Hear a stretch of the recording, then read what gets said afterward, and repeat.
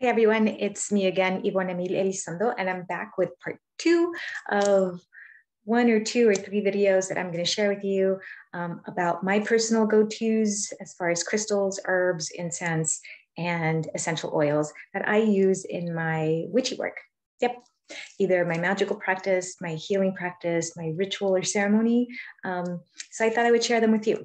So I mentioned in part 1 that when I first started this, practicing, the magical witchy path. It was about 25 years ago. So, I think I was like, I don't know, 25 years ago. No, it's been longer than that. Let's say 25 years, maybe a little bit longer, somewhere around there. But anyhow, I got interested in this when I was about 18, but I didn't really start practicing until like my early mid 20s. And so practicing fully about 25 years. But I noticed along the way back then that we didn't have the resources, right? You couldn't just go to Barnes & Noble, pull a witchy book off the shelf, read the spells and read the rituals, get the ingredients and do your work. You didn't have access to it. I didn't.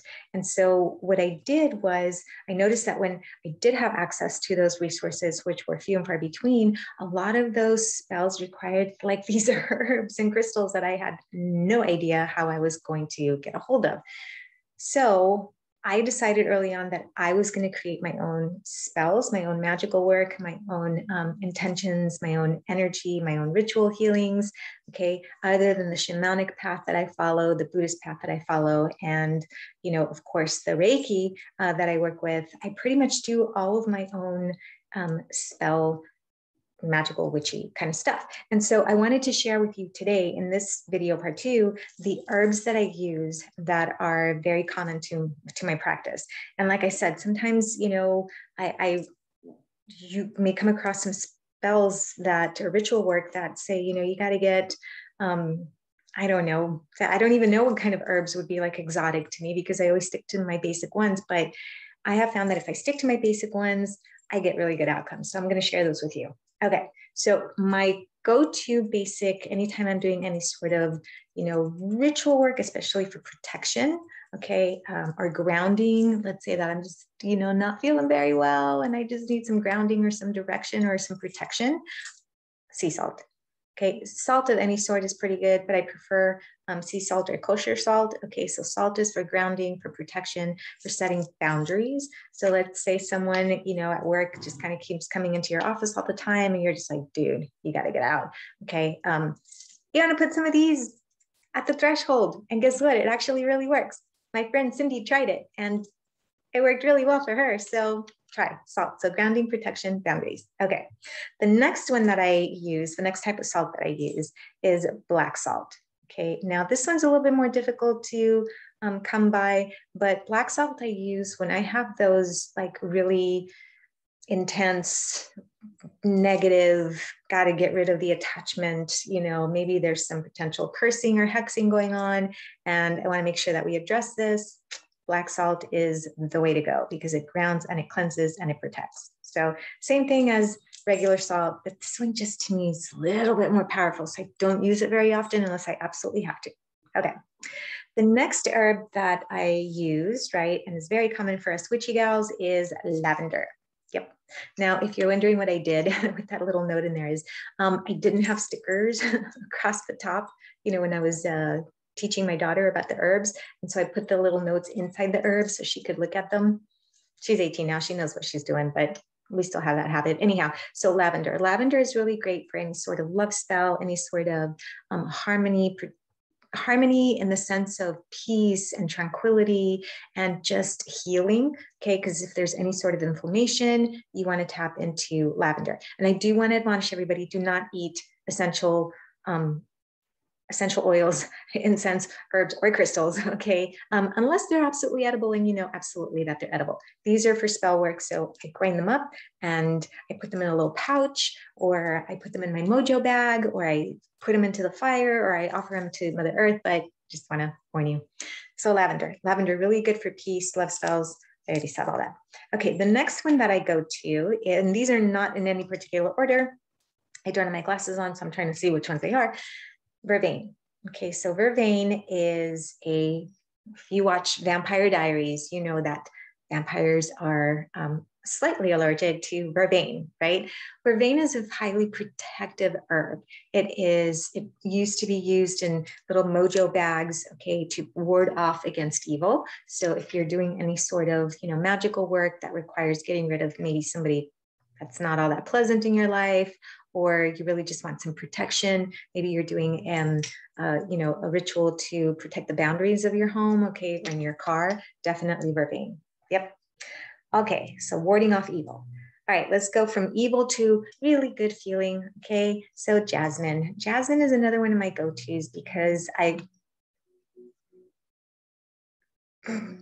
literally wrote jasmine. Okay, jasmine at the bottom.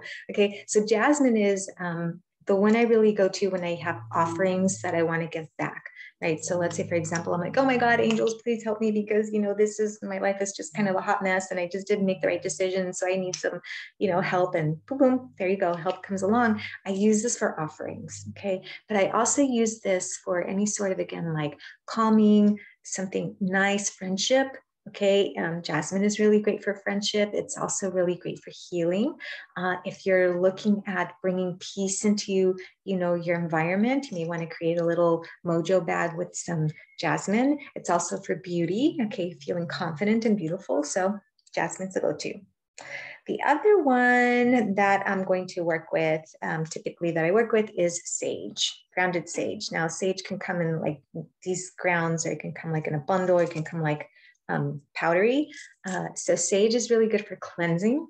Anytime that I'm trying to cleanse an area, okay, I will use sage. I don't necessarily burn this one. You can burn it, but what I do is I put it again in a little mojo bag, and I combine it with some of the other, herbs. But sage is my other go-to when I'm trying to cleanse and ground.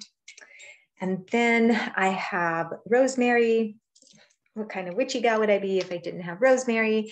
Because rosemary is not only protective and healing, and it's also amazing for love, okay, but it is, believe it or not, a really protective herb as well. So I combine this a lot of the times with vervain, and we got a powwow of protection. But it's also good for, like, for example, like money spells, or like calming spells, or love spells. So there's rosemary. And then I absolutely love this one.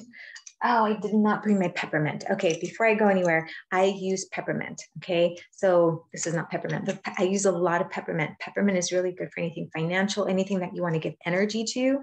Okay, anything with a, quickie uppy. Okay, I have the peppermint essential oil, but this is the herb. So I also use peppermint for anything for finances.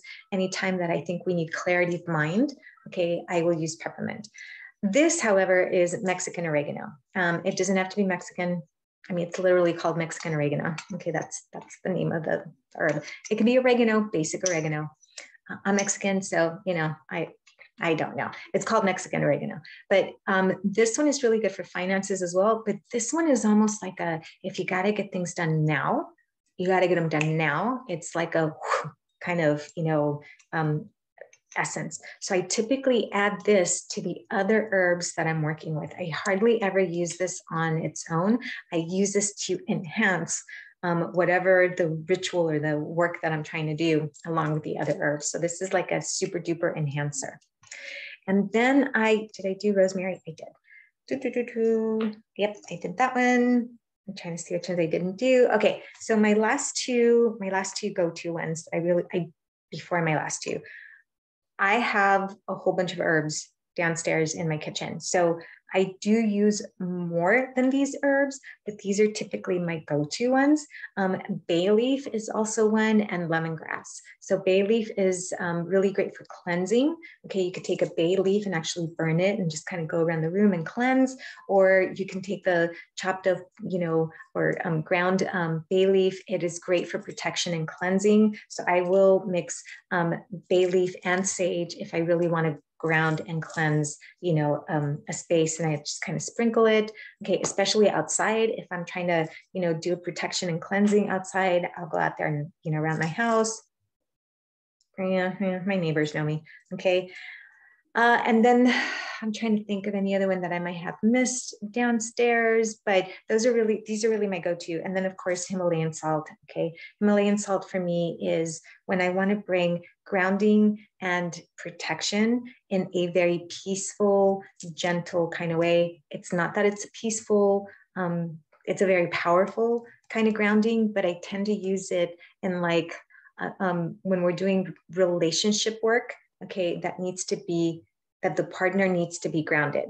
Now, I want to say something about relationship and love spells, okay? I do not feel that it is my place to tap into and kind of mess around with people's like, love stuff. That's not what I do.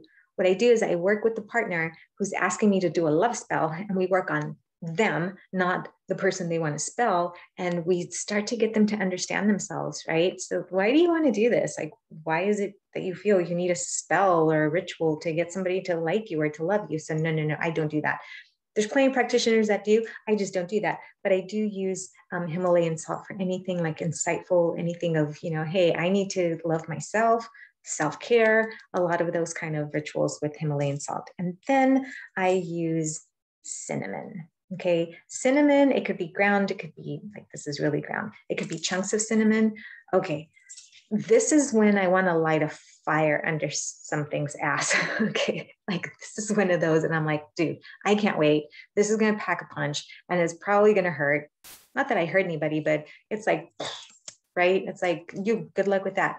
My kiddo did a friendship ritual, energy, magical work on the full moon the other day because, she's missing her friends. Everybody's off to college. And so she did a little, power punching, let me find new friends. And this was like 5-6 days ago. And she's already gotten like 2 people that are like, hey, you want to hang out? Never talked to them before. All right. We did ask for positive, beneficial friends too, by the way. So this one packs a punch. This is like spicy. If you want to add some spice to your romance, get some cinnamon. All right. And that is about it for this, this part 2 of my part 3 videos, just sharing with you my typical go-tos when I do any sort of magical work, okay, any sort of, ritual. You don't need a whole bunch of herbs unless you like to. By all means, please do. I'm typically like, I'm going to work with what I have. All right, if you want to learn more about, ritual work, magical work, herbs, crystals, astrology, anything of that nature, reach out. You can find me at spiritualessence.com. That's spiritual-essence.com. All right, everyone, take care.